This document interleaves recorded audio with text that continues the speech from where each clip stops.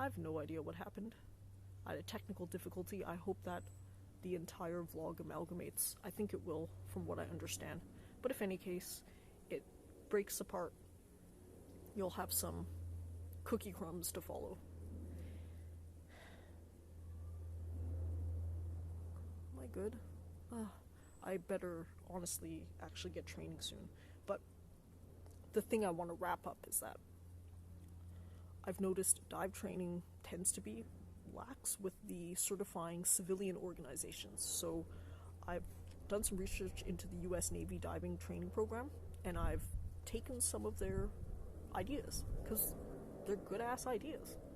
For example, in PADI, we train skills one at a time.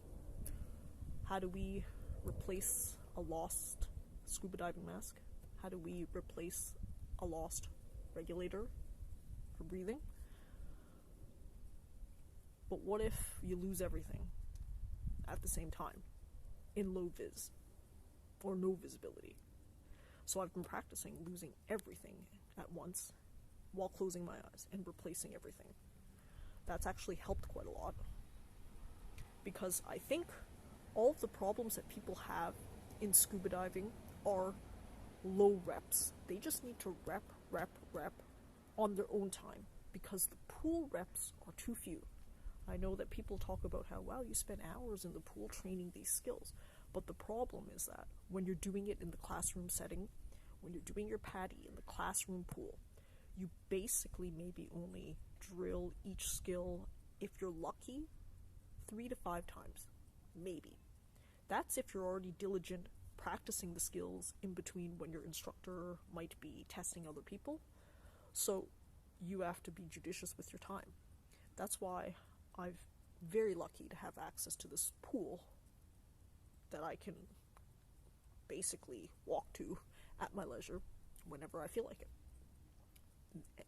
But then I still need the discipline to just gut it out, to just repeat some otherwise boring skills over and over and over and over again so that I'm comfortable. Some dive instructors, and there are many of them on YouTube, have commented that actually those are the skills that students panic on the most. The reason is because of the process of breathing. Whenever we lose one of our methods, there's a bit of panic there. People have trouble if they lose their mask just breathing out of their mouth. People have trouble if they lose their regulator, just blowing bubbles or briefly breathing in the mask. That's a controversial one. That depends on the circumstance. But at the very least, you have to be comfortable if losing both, blowing bubbles out or while recovering everything. That's a difficult thing to do unless you train yourself. So I've been training and training and training and training, and maybe that's it. That mundane training can be such a drag. That's such a drag. Every single time I have to David Goggins myself. David Goggins is the inspirational ex-soldier who thinks inspiration is for fuckfaces. He just thinks that at the end of the day, it's a grind, and you just have to find some beauty in the process. I'm trying to relate that to the neuroscience, the leading edge neuroscience about dopamine. So when I understand the process, I'll reiterate it in my words.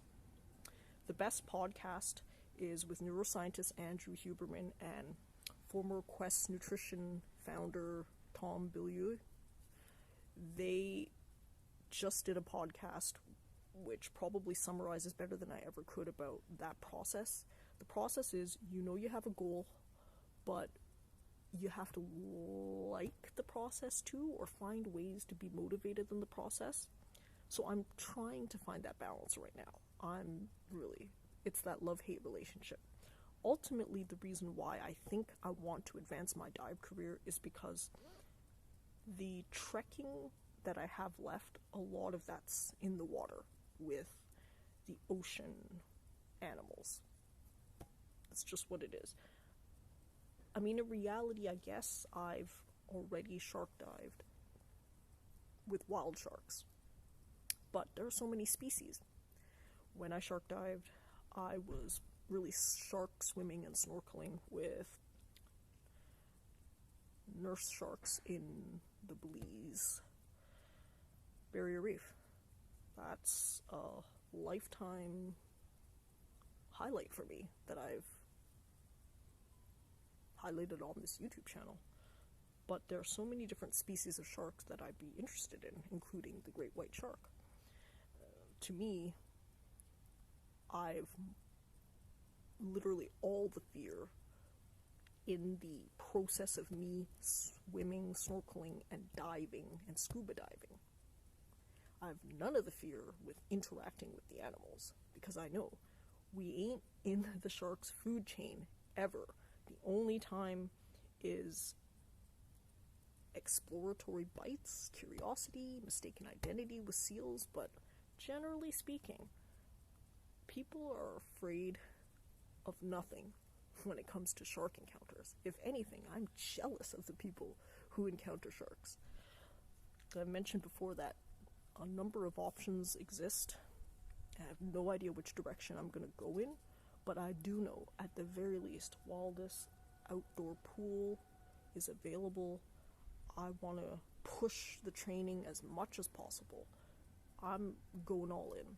So, all talk and all action. I'm going to train now. Since I recorded a training session last time, I'm going to cut it short because the chances of someone interfering while I'm in the water are much higher at this point in time. Right now, if someone interfered, I've positioned my body so I can cut it off easily, but I think I'm going to go all in. Yeah, I gotta get going on the training.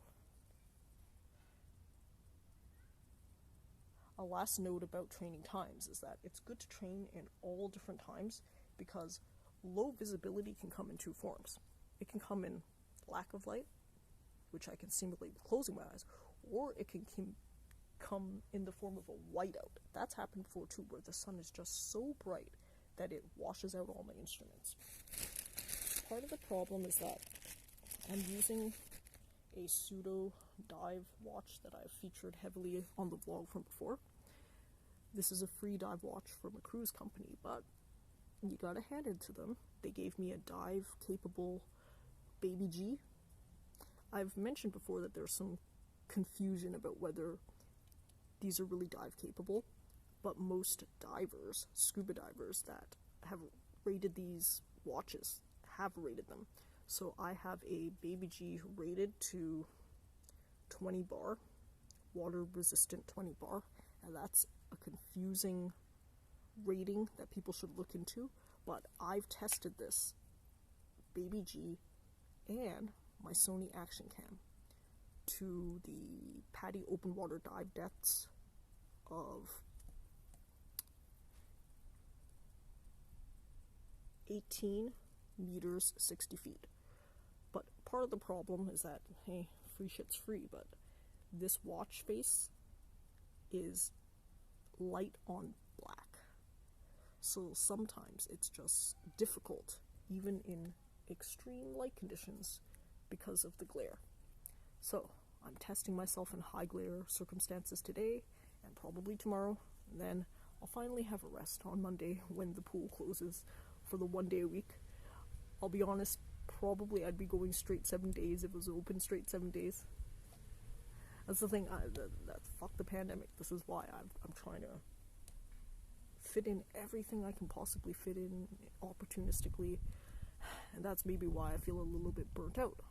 But onwards and downwards into the pool we go.